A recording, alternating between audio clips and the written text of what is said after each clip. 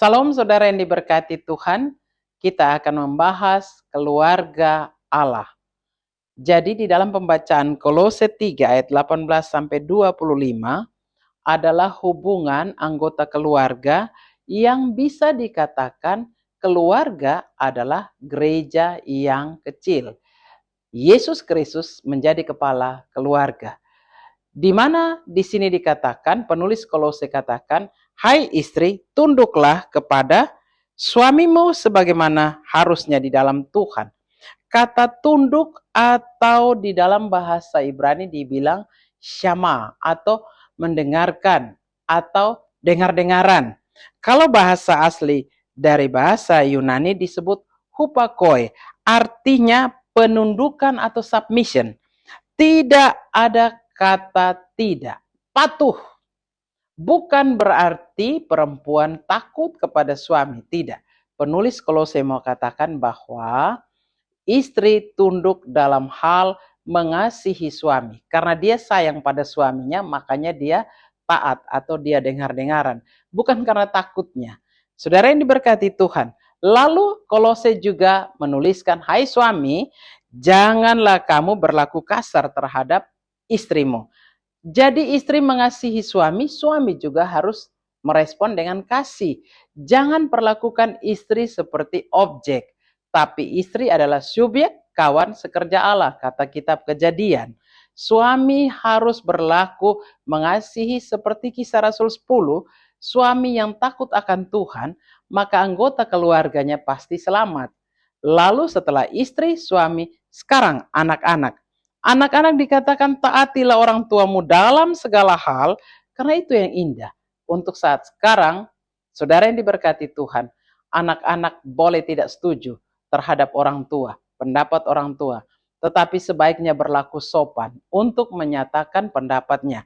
Karena orang tua itu diberikan wibawa surgawi sebagai orang tua, tidak bisa diganti.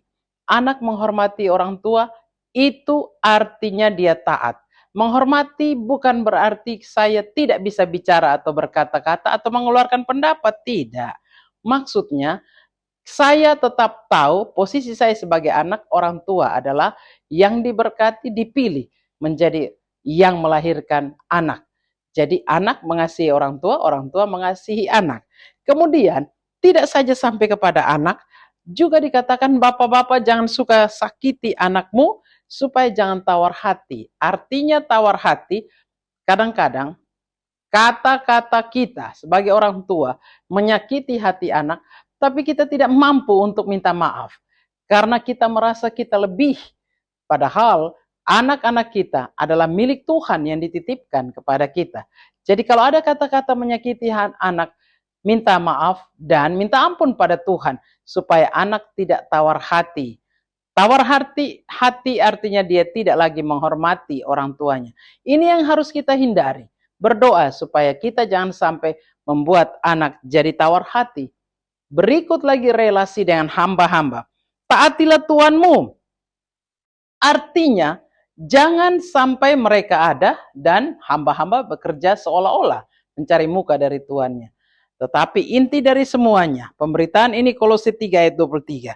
Dikatakan bahwa lakukanlah segala sesuatu seperti untuk Tuhan, tentu dengan segenap hati.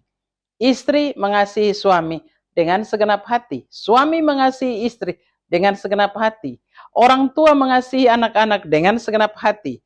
Dan juga hamba melakukan tugasnya dengan segenap hati. Itu maksudnya supaya semuanya karena kasih. Tanpa kasih tidak bisa. Apa saja yang kita buat, melakukan yang baik di pelayanan, di pekerjaan, di rumah, pasti itu Tuhan lihat. Dan saya buat itu seperti saya melakukan untuk Tuhan, segenap hati, sehingga hasilnya juga pasti akan prima, pasti akan baik dan diberkati Tuhan.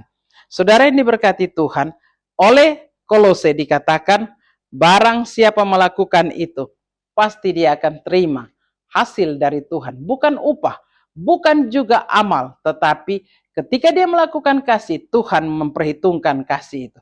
Karena kita keluarga Allah, tentu kita mewarisi karya atau karakter dari Bapa.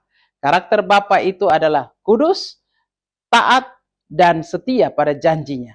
Jadi marilah kita melakukan yang terbaik menurut karakter Bapa, yaitu kasih, supaya anggota keluarga kita menjadi keluarga Allah, dan keluarga kita adalah gereja kecil yang akan bersinar kepada sesama, mulai dari lingkungan kita, gereja dan masyarakat. Pergi dan lakukan firman Tuhan, biarlah keluarga kita menjadi keluarga Allah yang mencerminkan wajah Bapa.